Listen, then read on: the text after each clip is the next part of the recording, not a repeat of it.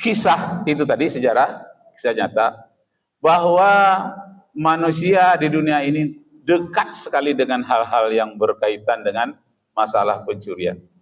Jadi pemuda yang tadi itu yang mencuri roti itu, si Ahmadi katanya, "Hai Khalifah, ini menteri-menterimu ini pernah mencuri semuanya. Saya baru sekali mau makan roti, belum jadi, sudah tertangkap dan akan dihukuman bunuh. Bagaimana menteri-menterimu ada yang mencuri emas dari orang tuanya, bahkan dari khalifah? Apa hukuman mereka kalau sampai 1 kilo emas yang dia curi? Saya mau curi roti, belum jadi saya makan, sudah mau dipotong leher saya. Apa hukuman terhadap menteri-menteri Tuhan ini, khalifah ini?" Khalifah itu sendiri menangis. Kenapa? Betapa sesungguhnya di dunia ini susahnya manusia mengendalikan diri dalam hal yang berkaitan dengan pencurian. Ingat surah Al-Maidah ayat 38, "Asy-syariqu wasy-syariqatu faqta'u aydiyahuma."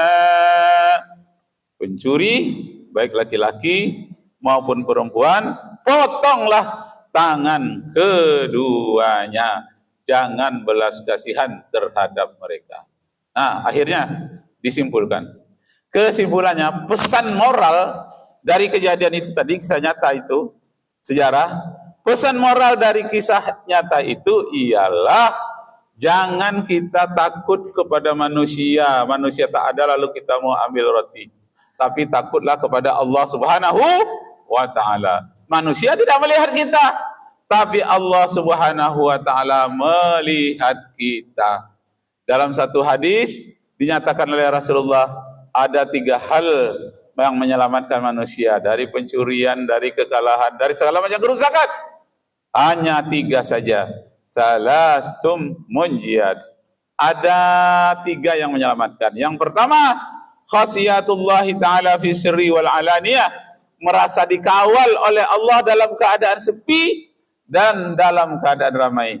Manusia enggak nampak, tapi Allah nampak. Kalau rasa itu ada dalam diri kita, itu namanya pengawasan di dalam diri, dilihat oleh Allah, maka kita akan selamat. Itu namanya khasiyatullahi ta'ala fis sirri wal alaniyah. Yang kedua, yang akan menyelamatkan kita itu al-qasdu fil faqri wal ghina. Menginginkan hidup sederhana, enggak mau berlebih-lebihan. Dalam keadaan dia sulit dan dalam keadaan dia mewah, tak mau dia berlebih-lebihan. Jadi yang membuat dunia ini kena bencana adalah kena pemimpin yang berlebih-lebihan. Misalnya Netanyahu. Sebetulnya cukup tanah Palestina itu diberikan, tapi dia berlebihan, ingin lebih. Katanya yang tanah Israel Raya itu mulai dari Sungai Nil sampai ke Sungai Efrat. Makanya ada garis 2 bumi itu, bintang Daud itu dibuatnya 2 garis itu, Sungai Efrat dengan Sungai Tigris. Berlebih-lebihan.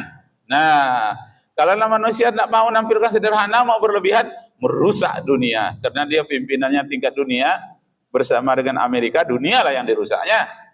Nah, terakhir yang ketiga, ya. Yang pertama khasiyatullah ta'ala fi sirri wal alaniyah, yang kedua fil al-qasdu fil faqri wal ghina, yang terakhir wal adlu fir ridha wal ghadab, mampu memelihara emosi. Nah, ini kunci ini latihan puasa untuk itu tuh, mengendalikan emosi sehingga kita bisa berlaku adil ketika sedang sayang dan ketika sedang benci. Ketika sedang sayang tidaklah sampai menjilat, dan ketika benci tidaklah sampai melaknat. Tapi kita adil, wal adlu, kita bisa menjaga keseimbangan. Kalau 3 itu kita miliki, insya Allah kita tidak akan mencuri, tapi senang dengan hidup sederhana. Kita tidak mau terlalu kikir, tak pula terlalu boros, kita menampilkan hidup sederhana. Dan kita tidak mau pula emosi, berlebihan marah, mentang-mentang orang itu salah kita marah habis-habisan, tidak. Tahan diri. Wal adlu fir ridha wal ghadab. Bisa berlaku adil dalam waktu sayang dan waktu benci. Arju minkum afwan in wajadtum fiha khata'at. Wabillahi taufiq wal hidayah. Wassalamualaikum warahmatullahi wabarakatuh.